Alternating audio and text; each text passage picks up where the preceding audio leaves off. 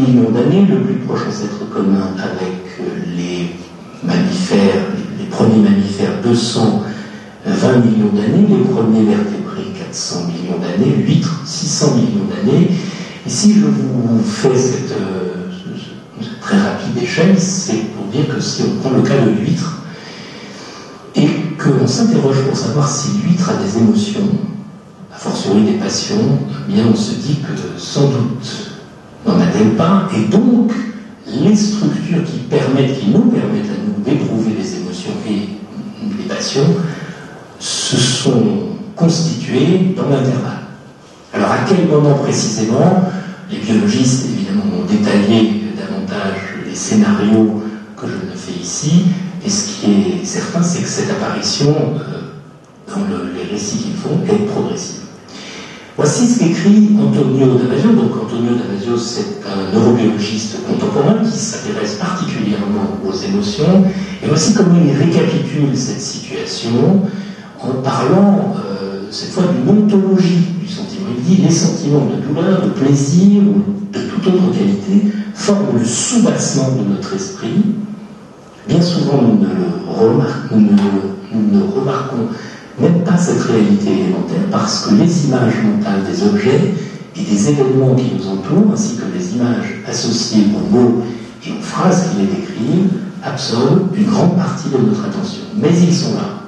Ils sont la musique qui habite sans cesse notre esprit. Puis ensuite, toute une série d'associations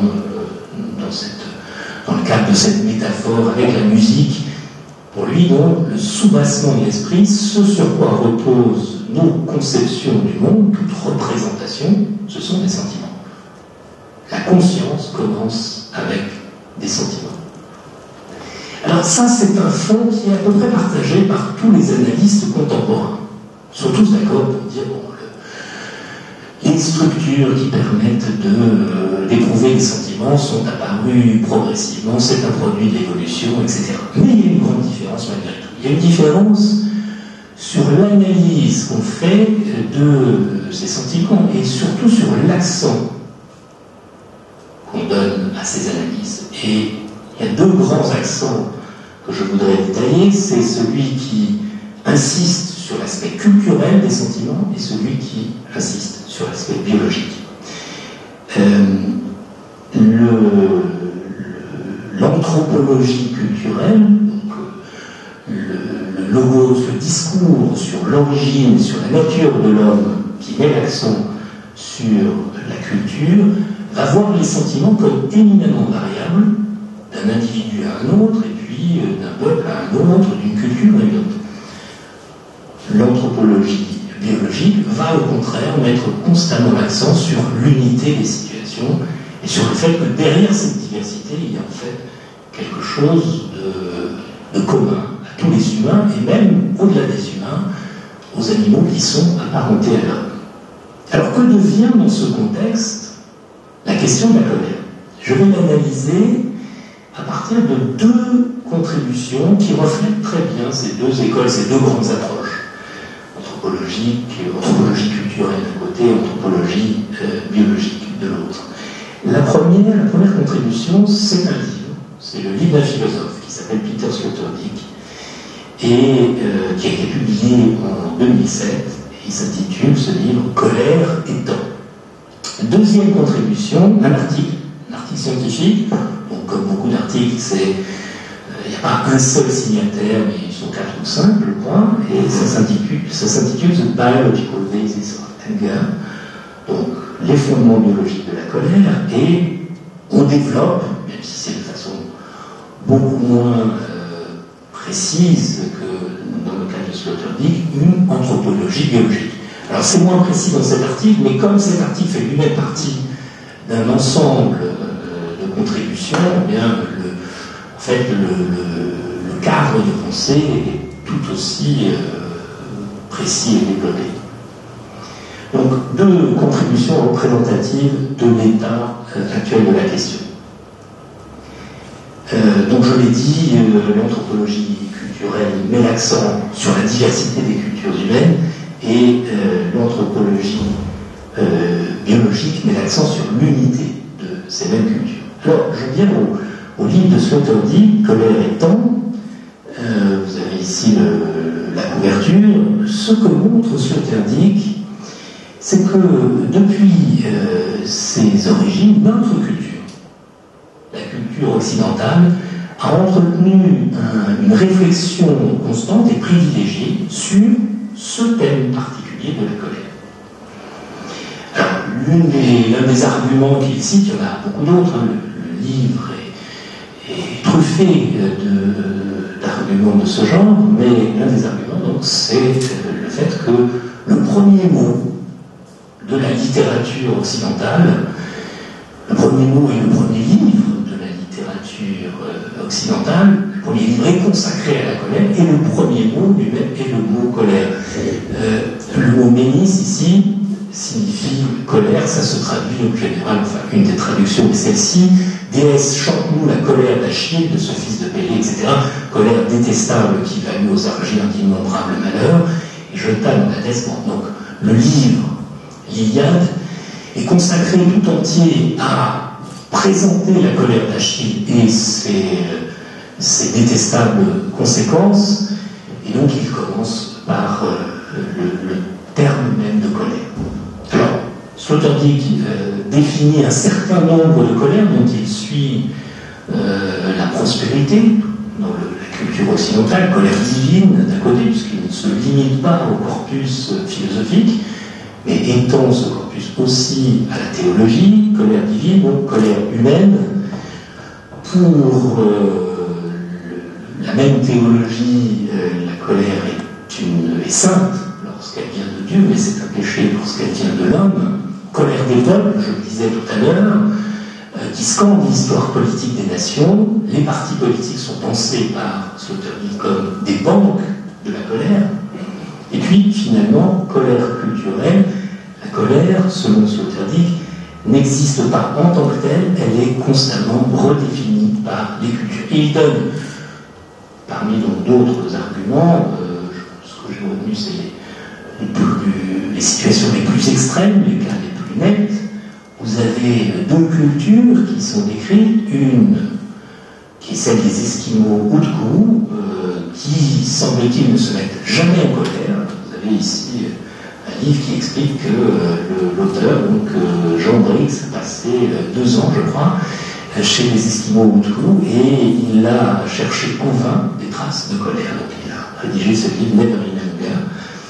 Et puis, deuxième contribution, alors là, à l'autre extrême, les Sioux, qui sont des tribus indiennes particulièrement agressives, particulièrement belliqueuses, et vous avez ici le livre Le Vie et coutumes d'une société guerrière, les Sioux, et conclusion de l'ensemble de ces analyses, la colère est un comportement culturellement ou socialement, le mot socialement est souvent employé également, construit.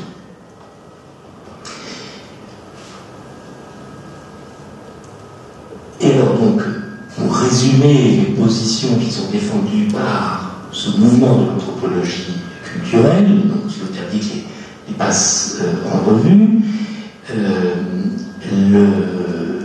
sa conclusion, c'est que notre civilisation s'est construite à la fois par et contre la colère. Par la colère, parce que les grands moments qui ont façonné cette civilisation sont des moments de colère collective, mais aussi contre la colère, parce que la colère apparaît comme la grande école éthique de l'Occident. C'est en développant des techniques contre la colère que l'homme occidental a appris à devenir maître de lui-même avant de se proposer de devenir, comme le dira Descartes, maître et possesseur de la nature. Conclusion, donc, la culture occidentale est colérocentrique. Il n'explique pas pourquoi elle l'est. Il dit simplement qu'elle l'est. Et il remarque qu'il y a beaucoup de documents qui attestent de cette particularité qui distingue la culture occidentale, par exemple, des cultures orientales.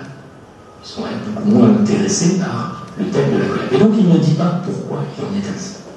Alors j'en viens à la deuxième contribution que j'ai annoncée, donc Biological Basis of Anger.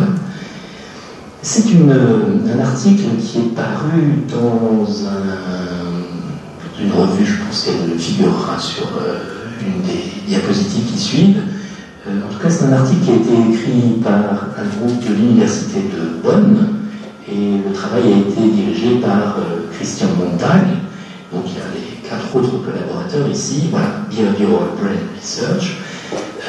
Donc publié en 2009. Voici ce qu'ils écrivent au début de l'article. C'est les toutes premières phrases. La colère est une des émotions fondamentales qu'on trouve autant chez les animaux que chez les humains. Vous voyez déjà qu'on est dans la perspective contemporaine sur la colère, et chez ces derniers dans tous les groupes ethniques. Bon, ça marque aussi qu'on est du côté d'une approche biologique, puisque par exemple Sloterdijk aurait certainement dit, lui, qu'il y avait des différences selon les groupes ethniques. On s'accorde, c'est la phrase qui suit immédiatement, sur le fait qu'il existe des variations individuelles de la propension à la colère qui vont du normal au pathologique. Alors, cette publication prend place dans un vaste mouvement qui s'est développé depuis une quinzaine d'années maintenant, sous l'intitulé général de génétique du comportement. C'est-à-dire qu'on cherche à mettre en relation des traits génétiques, des mutations, des gènes, avec des comportements. Le principe donc, est le suivant: on caractérise un type de comportement, on cherche ensuite à identifier un gène qui lui est associé de façon statistiquement significative. Alors les exemples sont nombreux: la violence, la fidélité, l'homosexualité, et puis on va continuer la liste. La revue Science, une des plus grandes revues scientifiques contemporaines, a consacré en 2000, c'est le numéro du 28 juillet 2000,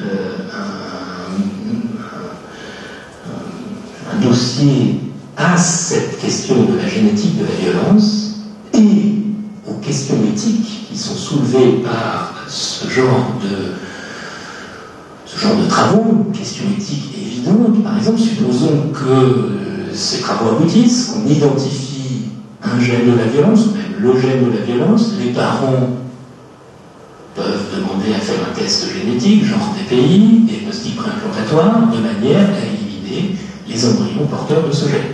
Ou au contraire, à les garder si